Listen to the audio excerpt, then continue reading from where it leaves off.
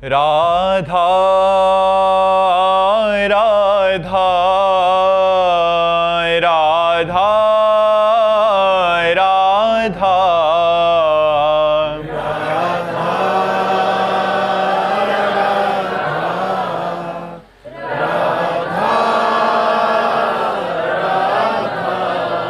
हाय राधा राधा राधा राधा राधा राधा राधा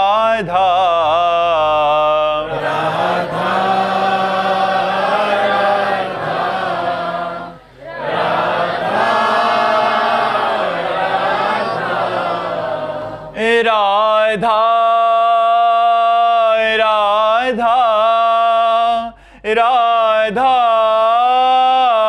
राधा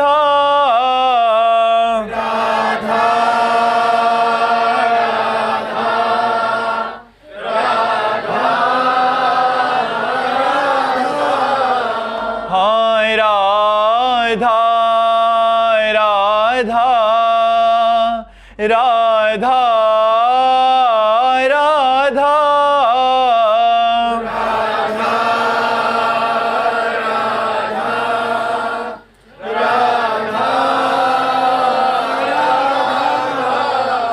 हाय राधा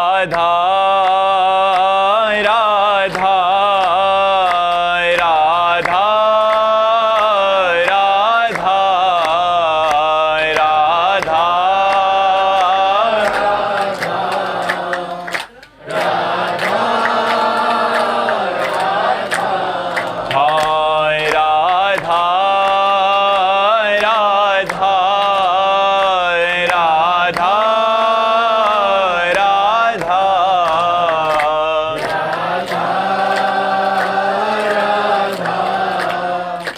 राधा राधा श्री राधा वल्लभ लाल की, समस्त संत हरि भक्तन की, श्री वृंदावन धाम की, सद्गुरुदेव भगवान की। विकास जी, उत्तर प्रदेश, गोंडा से। राधे राधे महाराज जी। महाराज जी, मेरा प्रश्न है कि जब मैं मानसिक रूप से पकवान ठाकुर जी के सामने भोग लगाता हूं तो उस पकवान का स्वाद पहले, जैसे इमरती, रसगुल्ला, गाजर का हलवा, खस्ता, रबड़ी, पहले मेरे मुंह में ही पानी आ जाता है। तो महाराज जी ऐसे में ध्यान मतलब उस ओर चला जाता है कि उसके स्वाद तो ऐसा लगता है बड़ा मन व्यथित है महाराज। हाँ, प्रारंभिक ऐसा, पर अभी प्रारंभिक है इसलिए ऐसा है, और जब आगे होगा तो पानी नहीं आएगा मुंह में।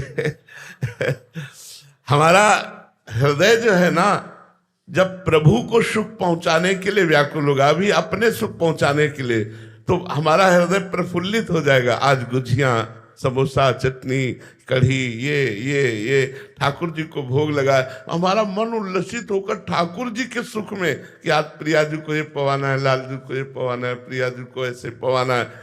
जब प्रिया जी को पवाने का ही केवल ध्यान होगा तो हमारे मुंह में पानी नहीं आने का। और जब ये है कि हमें पाना है तो जल्दी से दिखा दिया और फिर पाना शुरू। पर ये भी ठीक है, ये भी ठीक है, प्रारंभिक ठीक है, आगे चलकर ये ठीक हो जाएगा। आगे चलकर जैसी आसक्ति प्रिया प्रीतम में बढ़ेगी तो ये भाव शुद्ध हो जाएगा।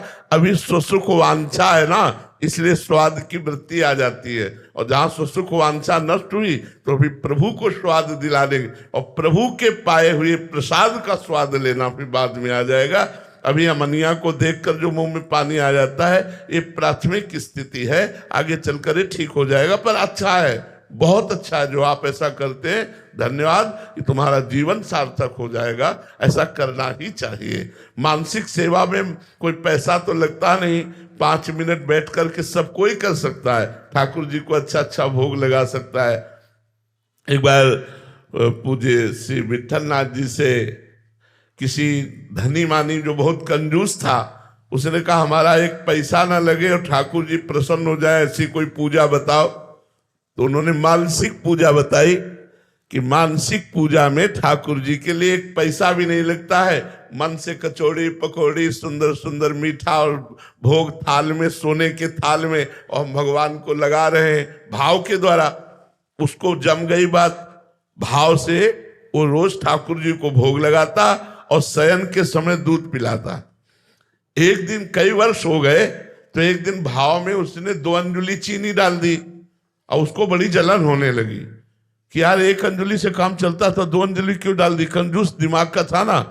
तो ठाकुर जी प्रकट होकर एक थप्पड़ मारे उसके और बोले जब मानसिक लगा रहा है तो भी कंजूसी कर रहा है। तो ठाकुर जी ने उसकी सेवा स्वीकार की और प्रकट होकर के उससे विरोध में एक चपत लगाई और कहा मानसिक भोग लगा रहा है, तेरा क्या जा रहा है, फिर भी तू जल रहा है कि 1 अंजुली चीनी ज्यादा हो गई। तो मानसिक सेवा ठाकुर जी बहुत जल्दी स्वीकार करते हैं और इसमें किसी भी प्रकार का बाहरी कोई वस्तु की आवश्यकता नहीं। आप सुंदर सुंदर भोग लगा सकते हैं, सोने की थाली, चांदी की कटोरी और विविध प्रकार के पदार्थ, और सामने ठाकुर जी अपने हाथ से उनको पवा रहे, ठाकुर जी मुस्कुरा रहे। ऐसा 5 मिनट 10 मिनट अगर करोगे तो ये सिद्ध पूजा है, इसका फल अवश्य प्राप्त होता है जी। रोहित दुबे जी मुंबई से। राधे राधे महाराज जी। महाराज जी, आपने बताया था कि किसी को भी भाग्य से भगवत प्राप्ति नहीं होती, फिर कुछ ही लोगों में आध्यात्मिकता में रुचि काफी प्रारंभिक अवस्था में अपने आप कैसे होती है? ये क्या पूर्व जन्म के कुछ शुभ कर्मों का फल है? सत्संग, मति कीरति गति भूति भलाई, जब जे जतन जहां जे पाई, सो जानो सत्संग प्रभाऊ, लोकों वेद न आनो पाओ। अगर कभी किसी को भगवत मार्ग में रुचि हुई है तो संत संग से हुई है, उसकी वाणी उसका संग है। अब आप हमारे पास आ जाए हैं, लेकिन आप हमारी वाणी बहुत पहले से सुन रहे हैं, तो वो आपको सुधार करेगी, वाणी आपको सुधार करेगी। अब कुछ लोग ऐसे हैं जो वाणी सुन करके उसका आचरण अनुशासन नहीं मानते, मनमानी आचरण करते हैं, तो उसके ऊपर प्रभाव नहीं पड़ता। कुछ लोग सुनना ही नहीं चाहते, कुछ लोग सुनते हैं लेकिन ऐसे साधारण भाव से, जो श्रद्धा से सुनते हैं, तो वो वाणी उनका परिवर्तन करके सतमार्ग पर चला देगी। सबका इसमें प्रवेश हो सकता है, लेकिन सब अपना प्रवेश नहीं चाहते। कुछ लोग तो डरते हैं संतों की वाणी सुनने से, अगर सुनेंगे तो शराब छूट जाएगी, मांस छूट जाएगा, गंदे आचरण छूट जाएंगे। कुछ लोग सुनकर भी अनादर कर देते हैं, कोई सुनकर उसे अंदर स्वीकार करते हैं, वो सतमार्ग पर चल देते हैं। इसमें भाग्य नहीं, इसमें संत संग है। मति कीर्ति गति भूति वैभव भलाई, जहां जिसको कुछ प्राप्त हुआ है वो सत्संग से प्राप्त हुआ है, ऐसा शास्त्रों का मत है, ऐसा शास्त्रों का कहना है। तो अपने आप रुचि नहीं हुई भगवत रुचि, हाँ कृपा से होता है। बिनु हरि कृपा मिले नहीं संता, और संतों के संग से भगवत मार्ग प्रकाशित हो जाता है। जैसे आपके जीवन में आया कि आप 13 वर्ष की अवस्था में, उस समय संग भी नहीं था, तो वो पूर्व जन्म का भजन, पूर्व जन्म का भजन, पूर्व जन्म का जो भजन था, अब वो जो कुछ बकाया रह गया था उसको पूर्ण करने के पहले ही आयु पूर्ति हो गई, तो भगवान ने नया जन्म दिया और बचपन से ही भजन में लगा दिया। तो ये बात हो। हाँ, जैसे कुछ बच्चे ऐसे घरों में पैदा होते हैं जिनमें भगवत, ये पूर्व जन्म के भजनानंदी होते हैं, पूर्व भजन। अब जैसे हमारे घर में एक ऋषि कुल का माहौल था, प्रातःकाल 4 बजे सबका उठ जाना, नहा धोकर संध्या बंदन अर्घ पात्र आदि देना, फिर अपने कार्य में जाना, भगवान को अर्पित करके भोजन पाना। बच्चों को शुरू से सब ये सिखाया गया था, तो हम लोगों को सिखाया गया था।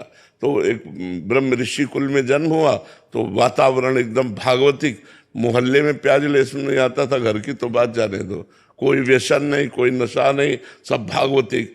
पिताजी हल जोतने जाते थे तो एक झोला रखते थे जिसमें गुरु जी की पादुका, गीता जी, रामायण जी, चाहे 11 बज जाए पानी मुख में नहीं जाएगा जब तक गीता रामायण का पाठ करके गुरु जी का चरणोदक नहीं लेंगे। ऐसे नियमावली से पुष्ट घर में जन्म हुआ, तो बचपन से ही तो पूर्व जन्म का भजन का योग बचपन से ही भगवान के मार्ग में अग्रसर कर दिया। तो ये है। और कुछ ऐसे बच्चे भी देखने को मिलते हैं जिनके घर का माहौल शराब मांस आदि का सेवन होता है, बट वो आपके सत्संग सुना।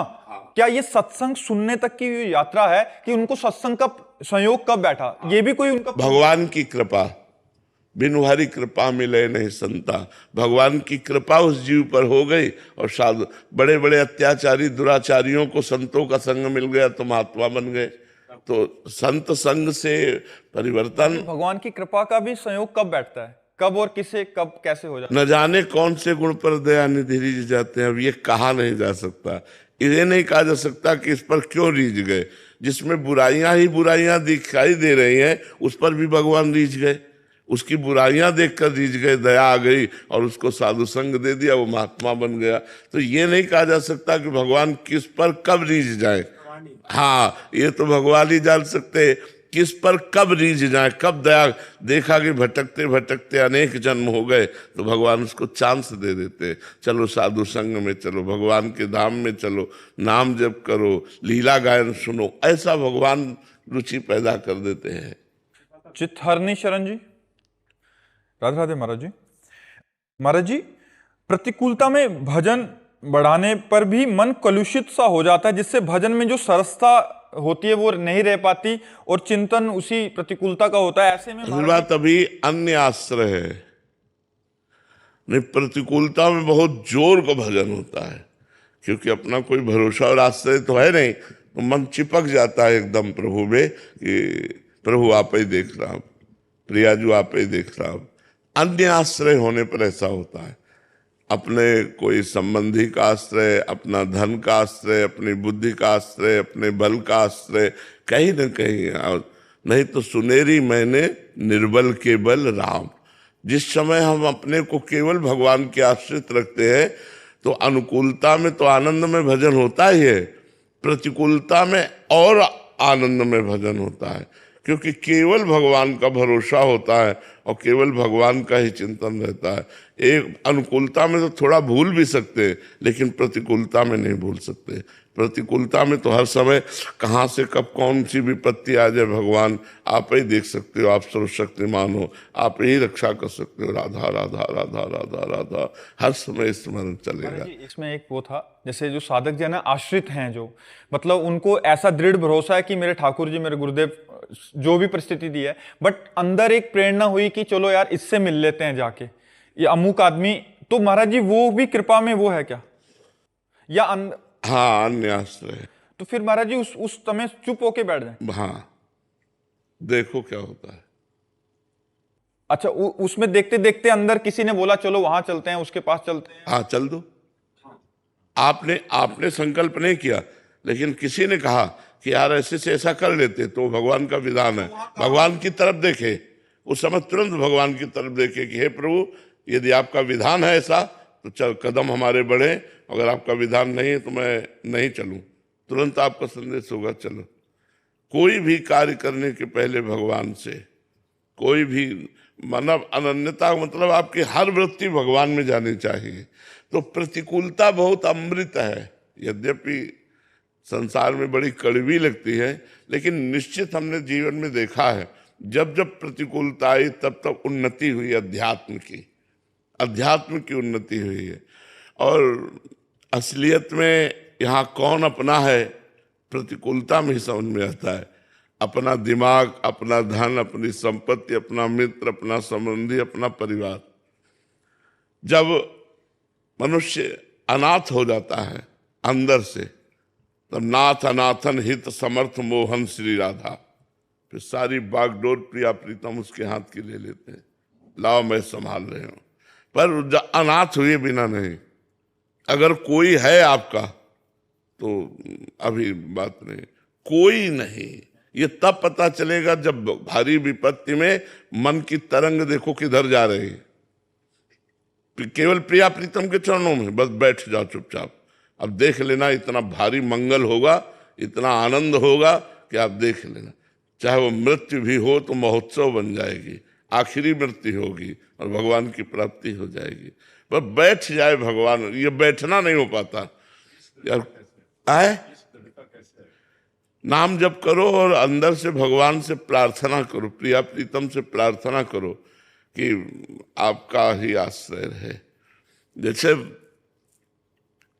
अब अपने लोगों को पता है कि तुम सब असमर्थ हो, तुम हमारा सहयोग नहीं कर सकते, कोई भी हो, तुम सब असमर्थ हो, काल के अधीन हो, मृत्यु का कलेवा हो, असमर्थ हो, तो हमारा मन जाएगा ही नहीं तुम्हारे पर, क्योंकि तुम सब असमर्थ हो।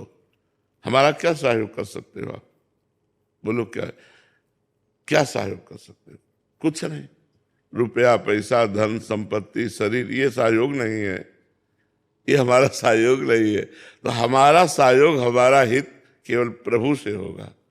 जब ये बात समझ में आ जाएगी ना, तो जैसे कोई घटना घटी तो ठाकुर जी की तरफ देखो, आप देखो, अगर ये विधान आपके अंतर्गत है तो आप हमें प्रेरित करो, और नहीं है तो हम नहीं जाएंगे। हमारे वकील आप ही हो, आप ही विधान करो। कोई न कोई हाथ पकड़ेगा, कोई न कोई आकर के आपको संभालेगा। पक्का विश्वास करो, पक्का विश्वास कर लो। हम तो बहुत हजारों बार ये सब देख चुके हैं, हजारों बार देख चुके हैं, मतलब एक दो बार नहीं, हजारों बार देख चुके हैं। अब हमारे तो और कोई आश्रय है ही नहीं, और कोई आश्रय है ही नहीं। जैसे कोई कहता भी ना कि आप कभी ऐसा ऐसा, तो हमको काल का कलेवा नजर आता है कि ये काल का कलेवा, ये हमारा क्या सहयोग करेगा?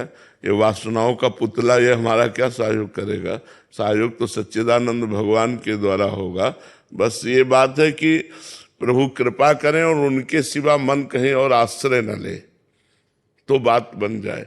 मन कहीं और आश्रय न ले। इसका पता विपत्ति और संपत्ति दोनों में चलता है।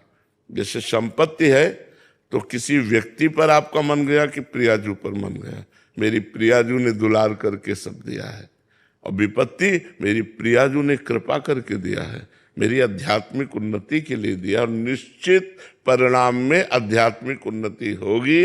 विपत्ति के बाद आपका क्लास बदल जाएगा यदि आप सही उत्तर में रहे तो। सही उत्तर यही, एक भरोसो एक बल एक आसु, बने तो रघुवरते बने, बिगड़े तो भरपूर, तुलसी और अंते बने, ताबन बे पे धूर, जो भी हो जैसा। लेकिन विपत्ति में बुद्धि धैर्य युक्त नहीं रहती, चंचल हो जाती है। कि अगर कोई कह दे हम आपका सहयोग देंगे तो पूरा भरोसा उसका ले लेगी। आपका सहयोग देंगे, अगर हमारा मन भरोसे में हो रहा तो पहले प्रियाजू की तरफ, क्या आपका भेजा हुआ है, क्या ये आपका विधान है? अगर अंदर आता हाँ, तो फिर ठीक है, हम आपके विधान में ही, हमें आपका संदेशा लेकर आया हुआ व्यक्ति आपके ही समान है, तो हम तो मान रहे हैं कि आप ही कर रहे हो। लेकिन हमारा प्रयास उसके लिए नहीं हुआ, उसका प्रयास हमारे लिए हुआ, तो ये हम प्रभु का विधान मानेंगे। हम तो शांत बैठे हैं, उसका प्रयास होना चाहिए। प्रभु का विधान, आदमी भेजा, व्यवस्था कर दी, सब बात बन गई, उसका विधान। हमारी तरफ से कोई विधान, हमने मतलब हजारों बार ये देखा है, हजारों बार उनके विधान को देखा है। तो विपत्तियां आती तो हमारे कर्मों के परिणाम स्वरूप ही है, लेकिन अब हमारा कर्म हमको परास्त नहीं कर सकता, क्योंकि हम भगवान के अधीन हैं, भगवान के अधीन। तो प्रतिकूलता में तो और चिपक जाना चाहिए चित्त, अनुकूलता में तो थोड़ा प्रमाद आने की संभावना है कि सब सुख सुविधाएं हैं तो हम प्रभु को, लेकिन प्रतिकूलता में तो बिल्कुल कोई सहयोगी नहीं, उसमें तो केवल राधा राधा राधा राधा राधा राधा, एकदम हृदय चिपक जाए प्रभु के चरणों में, ऐसा होना चाहिए। तो अभी कहीं ना कहीं कोई और है। अपना बल भी, अपबल तपबल और बाहुबल, चौथो बल है दाम, सूर किशोर कृपाते सब बलहारे को हरिनाम, सुनेरी मैंने निर्बल के बलराम। बस केवल भगवद आश्रय, भगवत, यहाँ कोई नहीं भैया, हमारे लिए तो सिर्फ हमारे प्रभु हैं, दूसरा कोई नहीं है। अपने हित के लिए सब जुड़े हैं, लेकिन हमारे हित को तो केवल हमारे इष्ट देव के द्वारा ही पूर्ति हो सकती है, किसी व्यक्ति के द्वारा नहीं हो सकती है। ये बात दिमाग में बैठ जाए, ये हृदय में बैठ जाए तो बात बन जाए। छोटी से छोटी बात, बड़ी से बड़ी बात, सीधे रिपोर्ट प्रभु के चरणों में। देखो प्रभु, आप देखो, जैसा संकेत हो वैसा बता देना, जैसा हो आप हमारे हृदय में वैसा बता देना, तो अंदर से आता रहेगा शांत शांत, अंदर आता रहेगा ये करो ऐसा। तो वो हर क्रिया के लिए जो आदेश हो तो प्रभु की तरफ दृष्टि जाए। आपका विधान है तो हमें स्वीकार है, आपका विधान बिल्कुल परफेक्ट चलोगे, बहुत बढ़िया। हम कह रहे हैं मरना तो है ही है ना, तो प्रभु के लिए हम बैठे बैठे मर सकते हैं। अगर हमारी मृत्यु है तो हम बचाव पक्ष नहीं देखते, तो आप देखोगे बचाव पक्ष में वो खड़े हो जाएंगे। उनका सुदर्शन चक्र केवल अम्बरीश जी के लिए ही नहीं है, वो हर रूप धारण कर सकता है। सुदर्शन चक्र भगवान का पार्षद स्वरूप है, वो हर रूप धारण कर सकता है, कोई न कोई रूप धारण करके वो आपकी रक्षा कर लेगा। भगवान बहुत कृपाल है। सीमा जी, राधे राधे महाराज जी। महाराज जी, क्या गायत्री मंत्र का जाप नाम जपने के बराबर ही है? पहली बात तो यज्ञोपवीत संस्कार, वैदिक मंत्र में प्रवेश यज्ञोपवीत संस्कार से ही होता है। गायत्री महापवित्र वैदिक मंत्र है, तो गुरु के द्वारा प्रदत्त होना और पवित्र अवस्था में बैठ करके उसका अनुष्ठान करना, तो फिर वो भगवान की तरफ ले जाता। वैदिक मंत्र है, परम पवित्र मंत्र, जिसका अनुष्ठान करने पर बुद्धि परमात्मा में स्थित होती है। उसके लिए पवित्रता और संविधान, ऐसे नहीं चलते फिरते और गुरु मंत्र नहीं मिला और आप जप रहे, ऐसे नहीं। वो गुरु के द्वारा प्रदत्त हो वैदिक सिद्धांत के अनुसार, और वो संध्या वंदन करते हुए फिर गायत्री का जप है। अगर ऐसा करे तो लाभ प्राप्त होता है। नितिन जी, यूएसएस। राधे राधे महाराज जी। महाराज जी, भक्ति मार्ग पर चलते हुए संभ्रम होता है, भक्ति करते समय कमाएं या सर्व छोड़कर निश्चिंत होकर प्रभु के मार्ग में लगे। छोड़ना है गलत आचरण, सत्कर्मों का तो अनुष्ठान करना है। जैसे आप कोई सर्विस कर रहे हो, या आप किसानी कर रहे हो, या व्यापार कर रहे हो, ये छोड़ने के लिए कहीं आदेश नहीं है। कर्मण्येवाधिकारस्ते मां फलेषु कदाचन। अपने कर्म को करो, परिणाम भगवान के हाथ में दे दो और खुद नाम जप करो। भक्ति का मतलब एकांत में बैठना नहीं है। भक्ति का मतलब एकांतिक हृदय भगवान में लगना है। समाज में रहते हुए, सब कार्य करते हुए भगवान का नाम जप कर रहे हैं। छोड़ना है गलत आचरण। भोजन पाओ पर गंदा भोजन छोड़ दो, मांस, अंडा, अपवित्र भोजन छोड़ दो। खूब सुंदर जल पियो, अच्छे पेय पदार्थ, जूस है और सूप है सब, लेकिन शराब मत पियो। भगवान को अर्पित करके अपने जीवन को चलाओ। हर कर्म भगवान को कृष्णार्पणमस्तु, नाम जप महान भक्ति हो रही है। भाग के कहाँ जाओगे?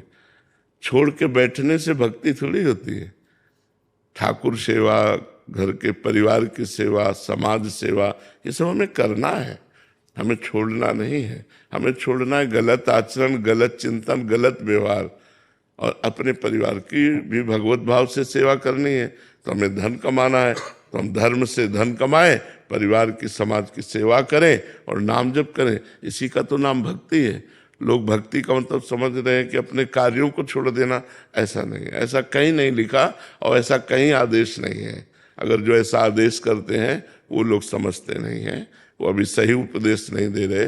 सही उपदेश का स्वरूप यही है कि आप अपने कर्तव्य का पालन करते हुए, भगवान का नाम जप करते हुए धर्म पूर्वक चलिए। अधर्माचरणों का, पापाचरणों का, गलत आचरणों का त्याग कीजिए, सत्कर्मों का नहीं। सत्कर्मों का त्याग करने से आप भ्रष्ट हो जाएंगे। जो आपके अंदर अभी भक्ति आई है, भाव आया है, वो भी पतित हो जाएगा, वो भी अंतर ध्यान हो जाएगा। सत्कर्म करने, आलसी प्रमादी भक्त नहीं होता। भक्त सेवा परायण होता है।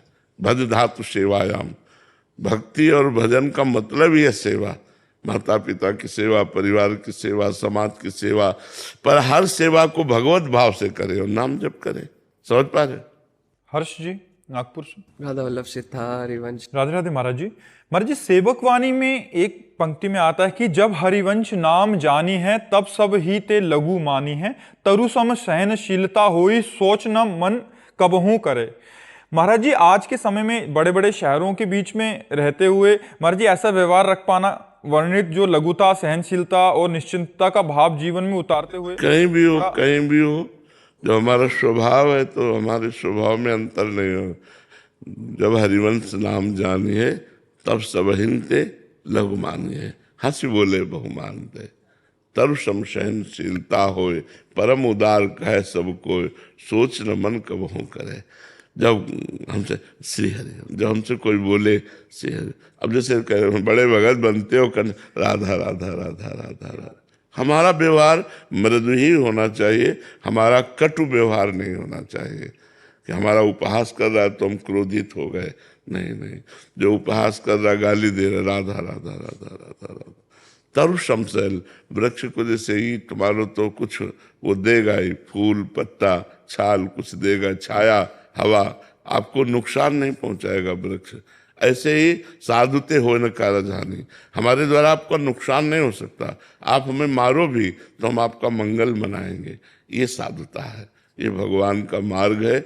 इस मार्ग में बहुत कठिनता से चला जाता है। तो यही कठिनता है कि अब हमें कोई गाली दे रहा, हम पलट के गाली नहीं दे सकते, राधा राधा राधा राधा राधा। तो आप तो निकल गए, अब उसकी जो दुर्दशा होगी, क्योंकि ऐसा थोड़ी कि आप राधा राधा करके निकल गए, वो गाली दे रहा है तो फिर ही है, उसका भी तो फल है। अब उसकी दुर्दशा होगी, अब उसको जो कर्म है आपके सताने का, वो उसको पीड़ित करेगा, ऐसी जगह फंसाएगा कि पूरी का पानी पा जाएंगे। एक अन्य प्रश्नकर्ता बोल रहे हैं कि मतलब इसको कमजोरी सी समझ लिया जाता है हमारी सरलता को, तो ऐसे में बाहरी चतुरता रखें और ऐसा नहीं, इसको कमजोरी नहीं है। बलवान पुरुष, क्षमा बलवान पुरुष करते हैं, कमजोर तो लड़ाई लड़ते हैं। बलवान थोड़ी लड़ाई लड़ता है, बलवान क्षमावान होता है।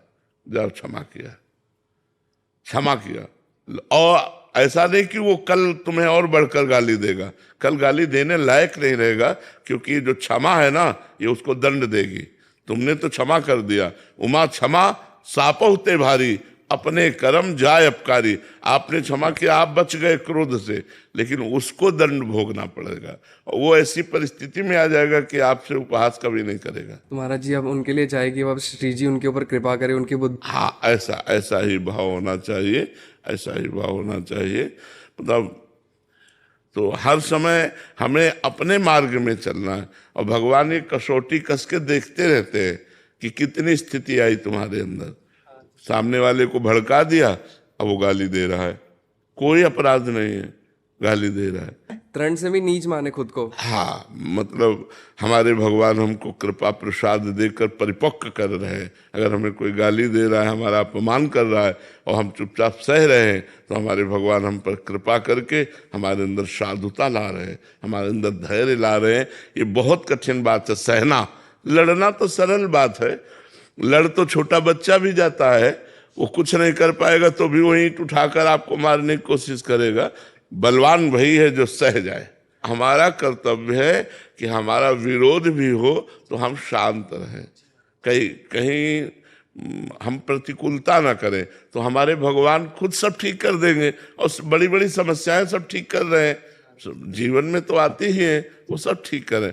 हमसे कुछ गलतियां हो जाती हैं, हमसे कुछ अच्छाई हो जाती है, तो गलतियों का भी भगवान समाधान करते हैं, अच्छाइयों को भी छुपाते हैं। हाँ, तो उन्हीं का सारा खेल है। हम लोगों को चाहिए कि भगवान पर आश्रित रहें, श्री जी पर आश्रित रहें, और उनके द्वारा विधान जो होगा बड़ा मंगल विधान होगा। अगर हम कूदेंगे तो फिर गड़बड़ हो जाएगा। कोई हमको काना कह रहा है तो हम चुपचाप सुन लें, तो कितने लोग प्रमाणित कर देंगे नहीं काना नहीं, दो आंखें हैं, कितने लोग प्रमाणित कर देंगे। तो हमको चुप रहना है, तो प्रमाण अपने आप उनके पास पहुंच जाएगा। हम शांत रहें तो अपने आप उनका मुंह बंद करने वाले बहुत लोग मिल जाएंगे। और महाराज जी परिवार वाले भी विरोध में बोले तो, परिवार वाले भी विरोध बोले तो, हाँ, तो घर में भी विरोध हो तो शांति से सहे। परिवार में बड़े बड़े भक्तों का विरोध हुआ है। पिता ने पुत्र प्रहलाद जी पर विरोध किया, देवर ने भाभी मीरा जी पर, देवरई तथो विक्रम राणा मीरा जी पर, भाभी ने देवर नरसिंह मेहता पर, बहुत से ऐसे परवान, बड़े भाई ने छोटे भाई विभीषण पर विरोध किया कि नहीं। तो कई ऐसे चरित्र आते हैं जहां परिवार ही विरोध कर रहा है और भक्त विजयी हुए। महाराज जी परिवार वाले बोले कि इस मार्ग पे नहीं चलना चाहिए, ये हाई लेवल का मार्ग है, थोड़ा अभी धीरे धीरे चलो ऐसे। हाँ, बस मान ले क्या, ठीक है, मान लेना चाहिए ना, नहीं बाहरी मान लेना चाहिए। हाँ ठीक है, आपकी बात ठीक, हमारा भजन तो अंदर का है ना, वो देख रहे हैं भगवान। और क्या, अंदर अंदर भजन करना चाहिए। जहाँ बाहरी विरोध, भजन भी बहुत बुद्धिमानी से किया जाता है। एक बार अपने महल में राम राम राम विभीषण जी लिखे हुए थे, सूचना पहुंची रावण के पास कि आपका तो विरोधी है, आपका भाई, वो राम राम लिखे हुए हैं, राम नाम अंकित गृह शोभा, राम नाम अंकित गृह शोभा, घर में राम नाम रूपी महामहिमा में सुशोभित हो रहा है नाम। रावण बड़े क्रोध में भरकर मंदोदरी के साथ पहुंचा। मंदोदरी साथ थी उसकी विभीषण के बचाव पक्ष के लिए। रावण ने कहा, तुमने हमारे दुश्मन का नाम लिख रखा है? बोले ना भैया। अरे बोले सामने दिखाई दे रहा है राम और तुम कह रहे हो ना भैया। बोले भैया, रा से रावण, मां से मंदोदरी। रावण प्रसन्न हुआ। रामई भजई ते चतुर नर। चतुर वही है जो अपनी भक्ति को छुपा ले जाए। बोले राम जो लिखा हुआ है, रा से रावण और मां से मंदोदरी, आप दोनों का नाम लिखा हुआ है। हम तो आश्रित, बड़ा प्रसन्न हुआ। ठीक है, कोई बात नहीं। तो भगवान का भक्त चतुर होता है। अपने आप को, अपनी भक्ति को बचाने के लिए वो बड़ी चतुरता प्रवीणता से करता है, उसमें कोई अंतर नहीं रहता है। अपना चुपचाप भजन करो, जिससे परिवार का माहौल ठीक बना रहे, अपना भजन चलता रहे। लड़ाई झगड़ा भक्ति नहीं सिखाती, लड़ाई झगड़ा नहीं सिखाती। धीरे धीरे चलो, ठीक। डॉक्टर सोनू शर्मा जी। राधे राधे महाराज जी। महाराज जी, सच्ची भक्ति परिस्थिति बदलने से आती है या दृष्टि बदलने से? सच्ची भक्ति परिस्थिति बदलने से नहीं आती, उद्देश्य बदलने से आती है। हमारा जीवन कैसी भी परिस्थिति में हो, हमारा उद्देश्य यदि भगवत प्रसन्नता, भगवत प्राप्ति है, तो परिस्थिति कोई माने नहीं रखती। अगर हम सोचे कि अनुकूलता में भजन हो, तो लाखों लोगों को अनुकूलता प्राप्त है और भजन परायण नहीं है। हम सोचे प्रतिकूलता में भजन हो, तो करोड़ों लोगों को प्रतिकूलताएं प्राप्त है, लेकिन भजन नहीं है। अनुकूलता और प्रतिकूलता भजन में कोई महत्व नहीं रखती। उद्देश्य, यदि हमारा भजन उद्देश्य है, तो अनुकूलता में दया का अनुभव करते हुए भजन करते हैं और प्रतिकूलता में कृपा का अनुभव करते हुए भजन करते हैं। हमारा उद्देश्य महान होना चाहिए। लक्ष्य ही भगवत प्राप्ति का जो बनता है, वो हृदय में ऐसी सामर्थ्य दे देता है कि हम अनुकूलता और प्रतिकूलता दोनों को रौंदते हुए समतुलता में पहुंचे। समता भगवान का स्वरूप है। अनुकूलता और प्रतिकूलता दोनों को परास्त करते हुए अनुकूलता घमंड ना लाने पावे और प्रतिकूलता विषाद ना लाने पावे, और दोनों पर विजय प्राप्त करके निरंतर भगवत स्मृति, तो हमारे लक्ष्य की पूर्ति हो। ये उद्देश्य मान से होता है, अनुकूलता प्रतिकूलता परिस्थिति से नहीं। सूरज सिंह जी। राधे राधे महाराज जी।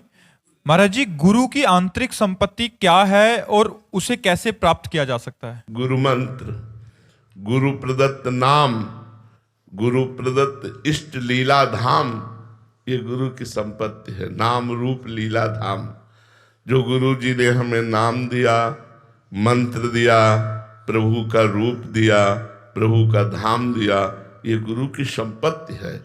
हमको अब जागृत करना है। जैसे नाम दिया राधा, अब इतना जपो कि राधा नाम का वैभव तुम्हारे हृदय में जागृत हो जाए। मंत्र दिया शरणागत, निज मंत्र, इसका वैभव प्रकाश हो जाए हृदय में। ये तुम्हें करना पड़ेगा। धामवास तुम्हें करना पड़ेगा, धाम आश्रय तुम्हें करना पड़ेगा, रूप गुण लीला महिमा तुम्हें गानी पड़ेगी, तुम्हें मंत्र जपना पड़ेगा, तुम्हें नाम जपना पड़ेगा। गुरु ने अपनी संपत्ति दे दी, अब उसको जागृत करो। हृदय में जागृत करोगे तो गुरु के समान हो जाओगे। जो गुरु जी के हृदय में चल रहा है वही आपके हृदय में चलने लगेगा। पर गुरु निष्ठा अंदर से रखकर उनके वचनों का पालन करने से गुरु के हृदय की आध्यात्मिक शक्ति शिष्य के हृदय में जागृत हो जाती है, जब पूर्णता वो गुरु के चरणों का आश्रय लिए रहता है। गुरु से अटूट प्रेम कैसे हो महाराज? बस इसी से हो जाएगा। जैसे जैसे भगवदानंद मिलता है, वैसे वैसे गुरु चरणों में प्राण न्यौछावर होने लगते हैं कि प्रभु यदि आप कृपा न करते तो मुझे अधम का मार्ग ही नहीं था। आज आपने कृपा की तो मुझे प्रभु के भजन में, प्रभु के मार्ग में जो सुख मिल रहा है उसका प्रधान कारण आप हो। इसलिए गुरुदेव से इष्ट से ज्यादा प्रेम हो जाता है, इष्ट से बढ़कर गुरुदेव से प्रेम हो जाता है।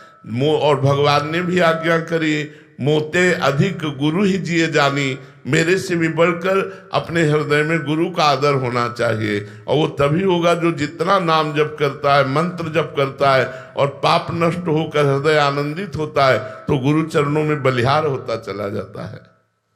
रिया जी झारखंड से। राधे राधे महाराज जी। महाराज जी, यदि भगवान हमसे कुछ नहीं चाहते तो फिर हमसे भक्ति करवाने का उनका उद्देश्य क्या है?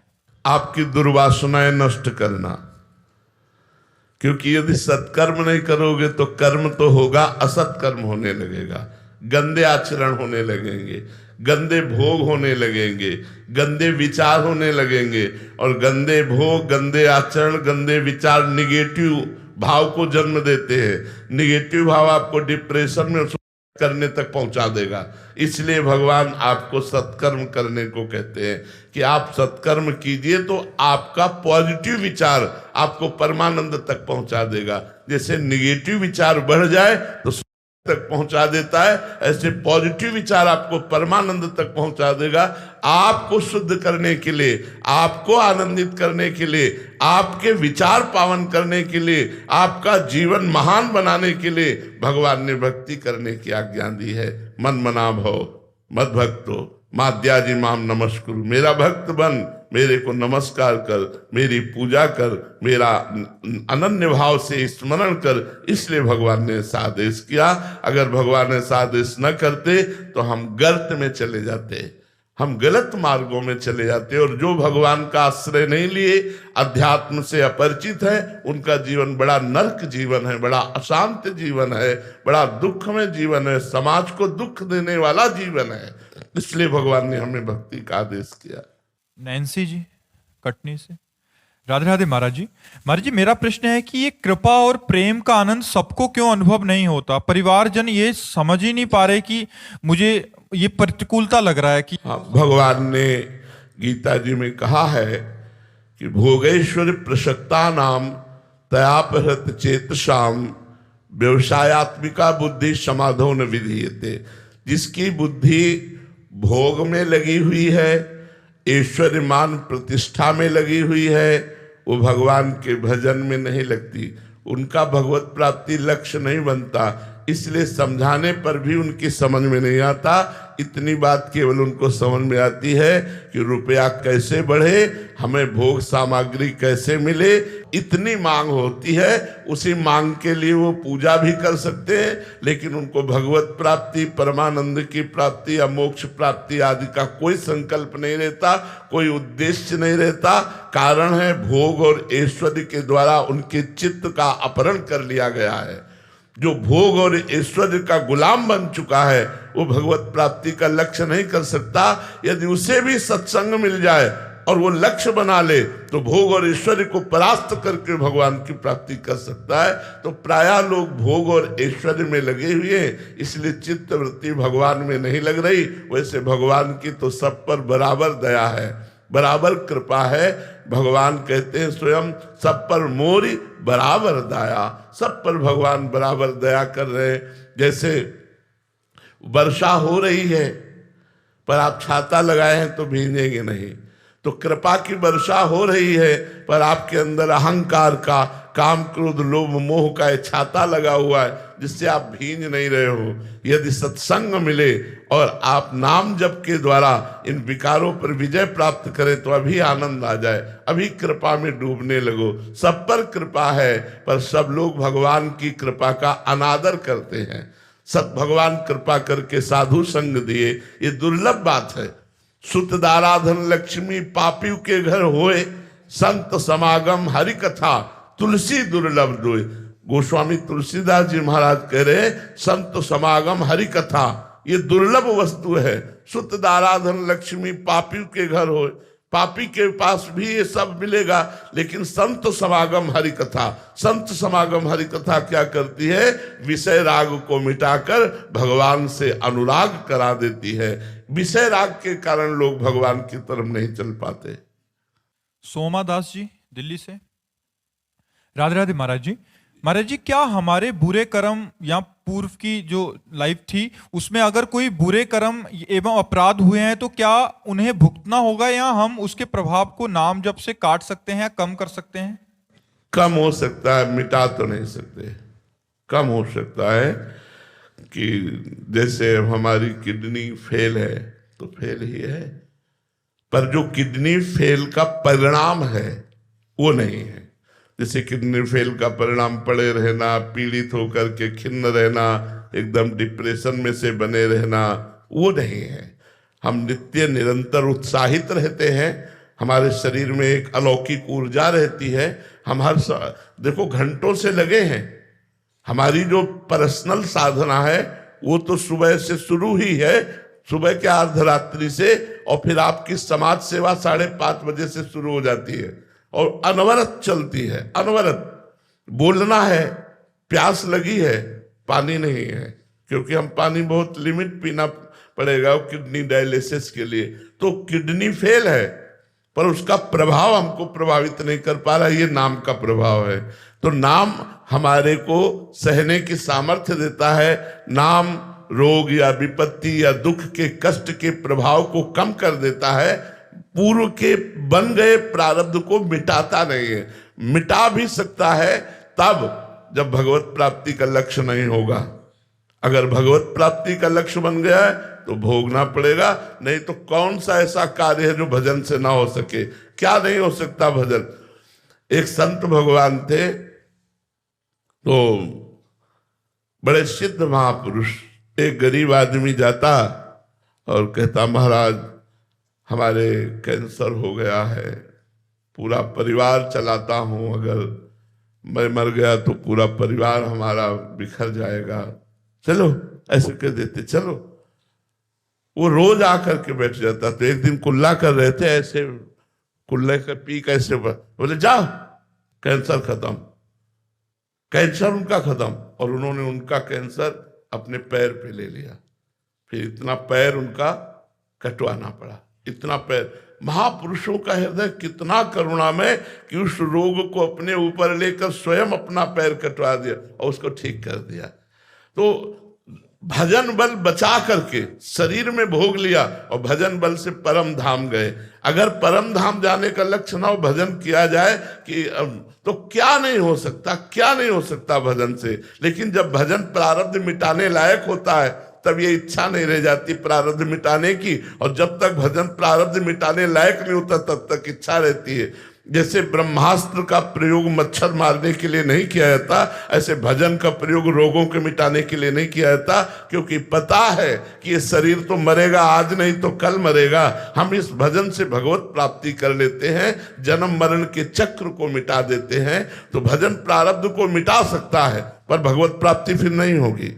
इसलिए हम प्रारब्ध को भोगने की शक्ति, प्रारब्ध को कब भोगने की शक्ति, ये भजन के प्रभाव से अपने आप मिल जाती है, और भजन से भगवान की प्राप्ति होती है। श्री राधा वल्लभ लाल की।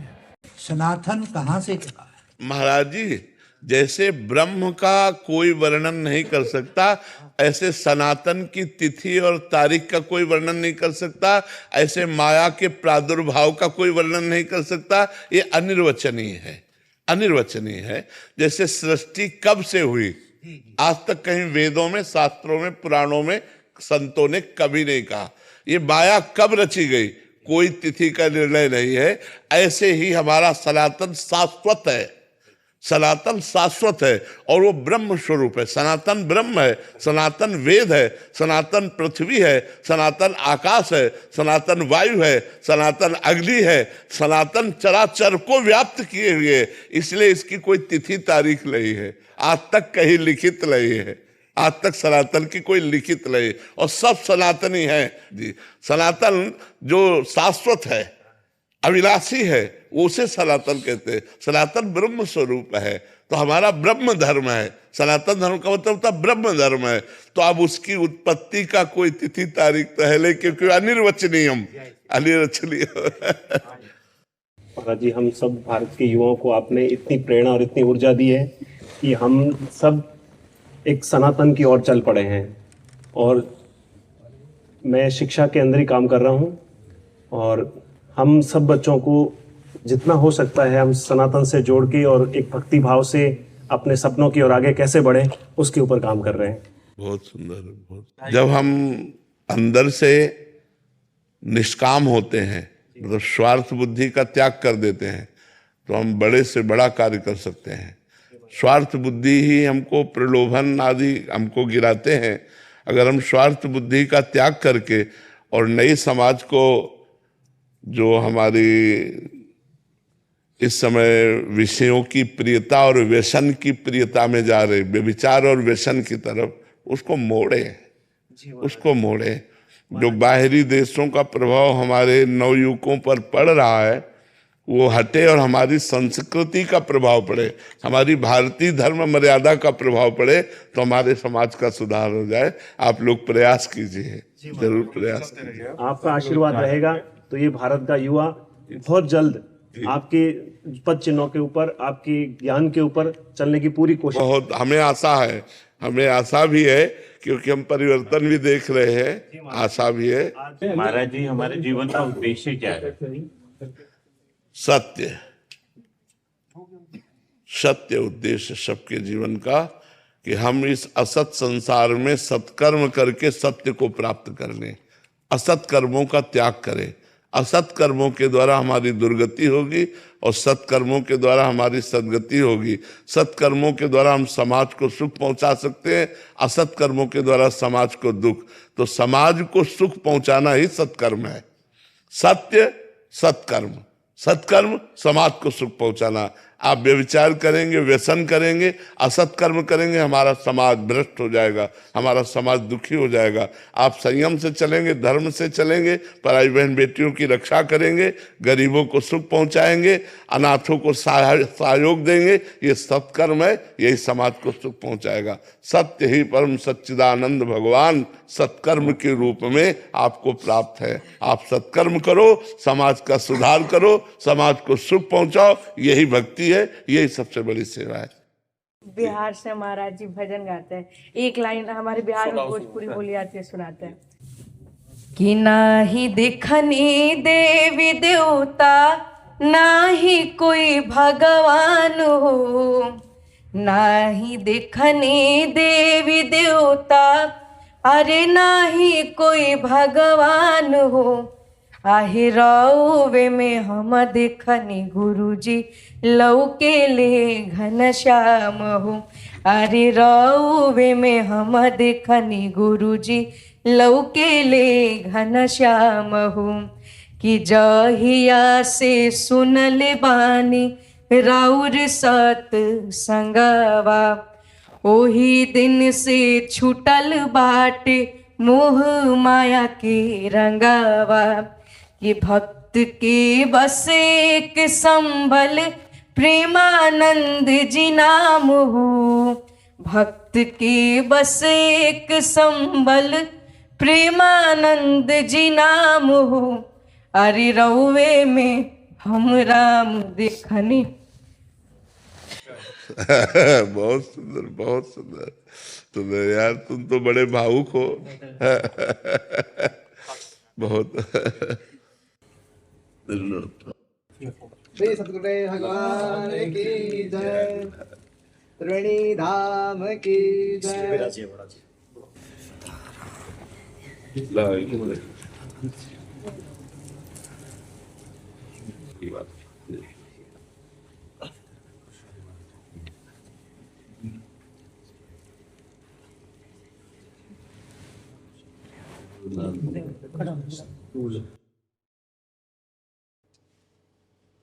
प्रभु मुस्कुरा रहे हैं, विराजमान होकर प्रभु मुस्कुरा रहे, आनंदित हो रहे। ये श्री जी का प्रसाद है महाराज जी। साधु नाम दर्शनम पुण्यम तीर्थम संभूता साध। संतों के आपके दर्शन से जो है सब काम पूर्ण हो गए, सब तीर्थों का पुण्य यही मिल गया, सब तीर्थों का पुण्य का फल यहाँ आपके दर्शन से प्राप्त। जब भगवान विशेष अनुग्रह करते हैं तब संत मिलन होता है। जब विशेष अनुग्रह करते हैं तो संतों का मिलन। जो प्रभु मोहि अनुग्रह कीन्हा तो तुम आई दरसाठी दिला। आप जैसे संतों का दर्शन भगवान के अनुग्रह से होता है। भगवान अपना जन जान के जब कृपा करते हैं तो अपने पार्षदों को, अपने संतों को भेज देते हैं और उनसे समागम करवाते हैं। तो अहो भाग्य है जी। महाराज जी एक भाव मैं भी लेके आया था और गुरुदेव की आज्ञा से। हम तो महाराज जी मायाबद्ध जीव है। नहीं, पहले ये बदलो, शब्द बदलो। हम वाणी से भी शरणागत हैं, पहले बात समझो, तन से, मन से और वचन से भी शरणागत हैं।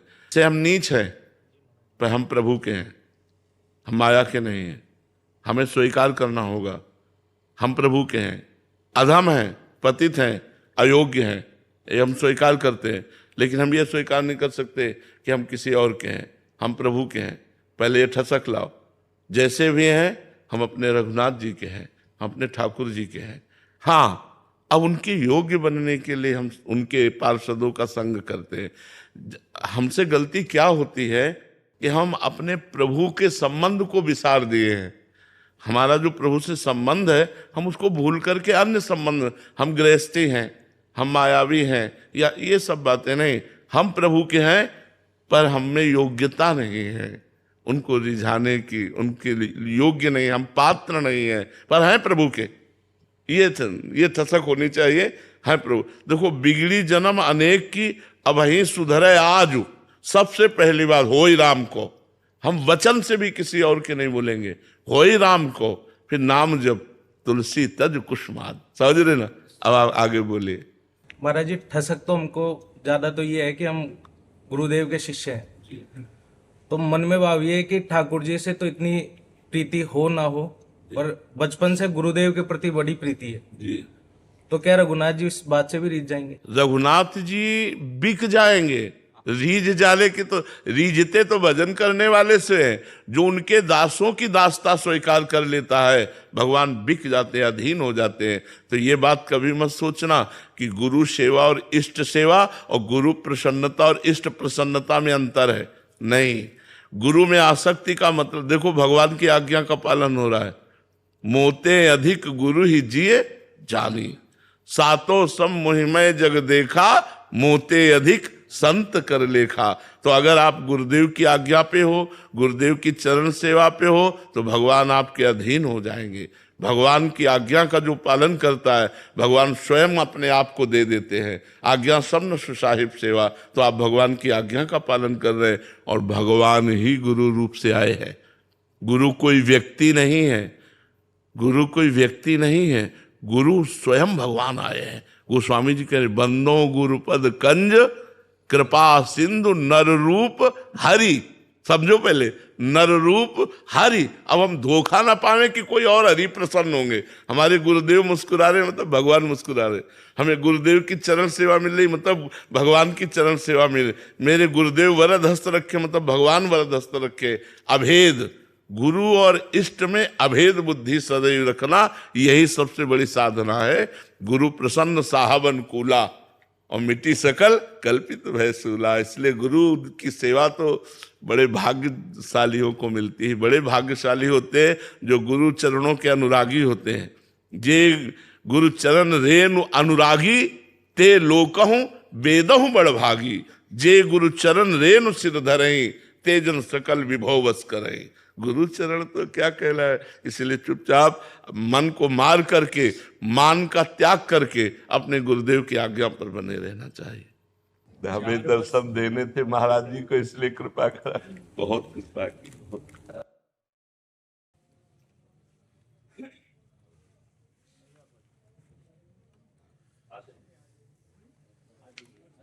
महाराष्ट्र से अहिल्यानगर।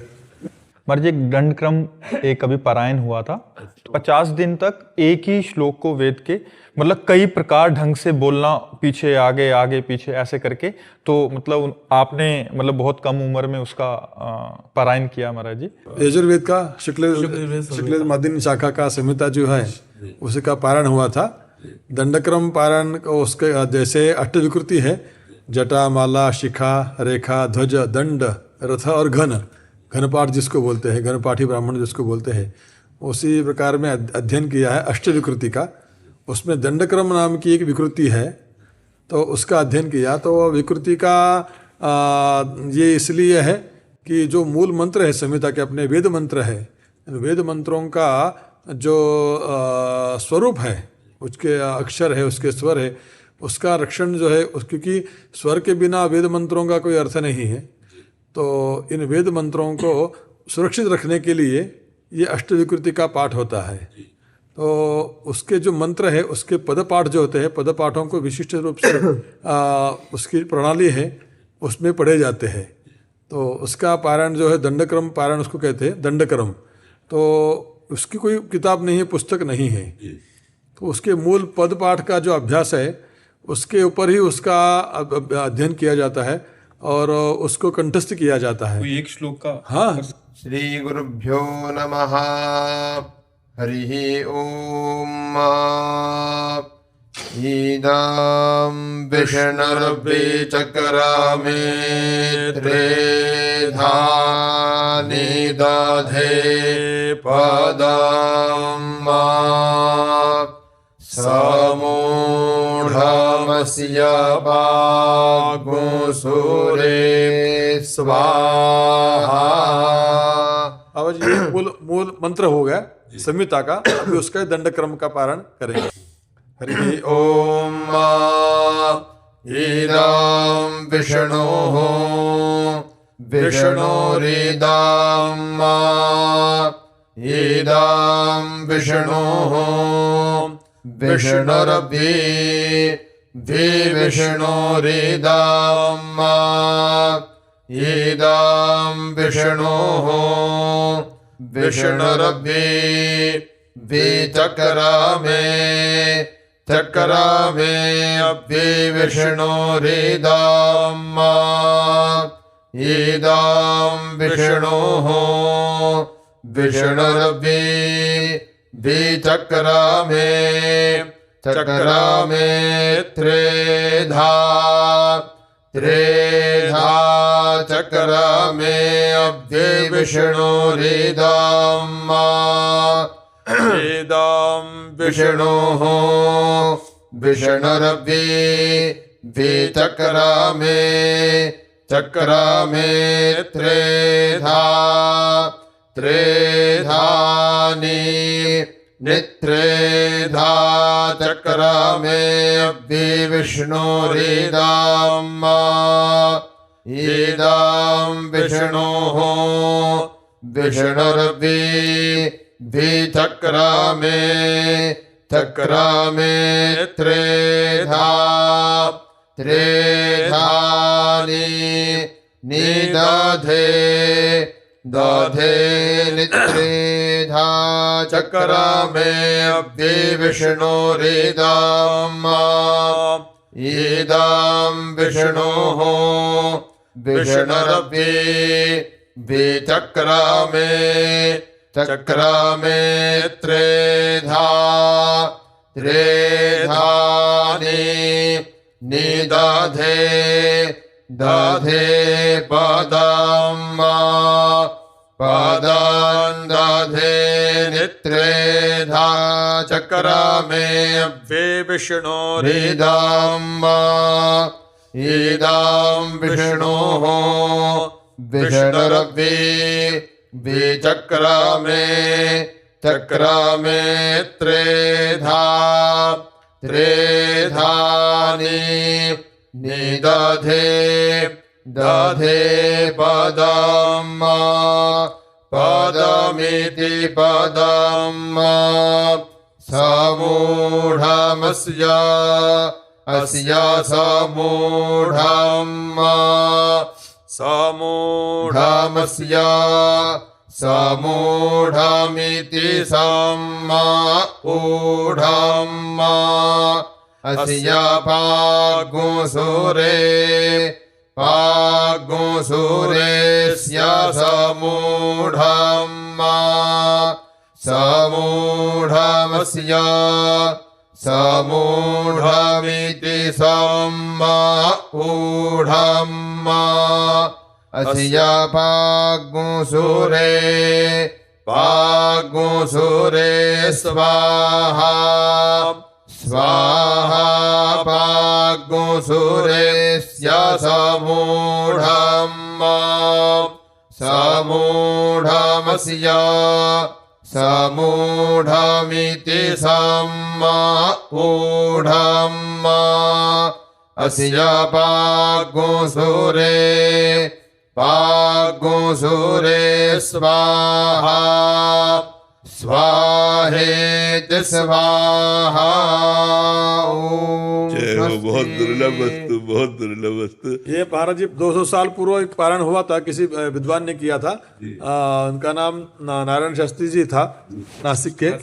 उसके बाद किसी ने पारण नहीं किया महाराज जी। 2000 मंत्र उसमें है। ये तो छोटा मंत्र, लेकिन ऐसा मंत्र का विस्तार होता है तब एक एक मंत्र कम से कम 1.5-2 घंटा चलता है। एक ही मंत्र, तो एक पद आगे आना है, एक पीछे आना है, फिर से वो पीछे लेकर अगला पद लेकर जितना आगे गए उतना पीछे उल्टा बोलना है। माने मंत्र उल्टा बोलना है। कृष्णाय वासुदेवाय, वासुदेवाय कृष्णाय, कृष्णाय वासुदेवाय, वासुदेवाय हरये, हरये वासुदेवाय कृष्णाय, कृष्णाय वासुदेवाय, वासुदेवाय हरये, हरये परमात्मने। अभी परमात्मने से लेकर उल्टा मंत्र बोलना है। परमात्मने हरये वासुदेवाय कृष्णाय, ऐसा उसकी पद्धति है। उसका ये इसीलिए है कि वेदों का रक्षण हो। वेद के मंत्र जो है उसमें किसी प्रकार का पाठ भेद नहीं आए। कभी हम कोई चौपाई देखते हैं उसमें पाठ भेद होता है, या कोई ग्रंथ देखते हैं मनुष्यकृत ग्रंथ में, तो उसमें पाठ भेद अपने को दिखाई देता है। किसी प्रकाशन में ये पाठ भेद है, उसमें पाठ भेद है। लेकिन वेद मंत्र की ये महत्ता है कि वेद मंत्र में किसी भी प्रकार का पाठ भेद, अक्षर भेद भी नहीं है, न किसी मात्रा का भी फर्क नहीं है, और स्वर का भी फर्क नहीं है। जी जी, जय जय। बहुत सुंदर, बहुत सुंदर, बहुत सुंदर। महाराज जी काशी विश्वनाथ का प्रसाद, और भगवान बिंदु माधव काशी में है, और ये पारण काशी में हुआ था 50 दिन। बिंदु माधव का महाराज जी है। विश्वेशम माधवम दुंडिम दंडपाणिं च भैरवम वंदे काशीम गुहां गंगाम भवानीं मणिकर्णिका। गुरुदेव दत्त। दंड दंड दंड। नमो नमो ब्रह्मण्य देवाय गो ब्राह्मणेताय जगद्देताय कृष्ण। अभी और आगे पढ़ने वाला बालक, अभी 19 साल उसकी उम्र है, और आगे नहीं, बहुत सुंदर, बहुत सुंदर। संभालिएगा, हाँ आगे बढ़ाइएगा। बहुत सुंदर, बहुत सुंदर।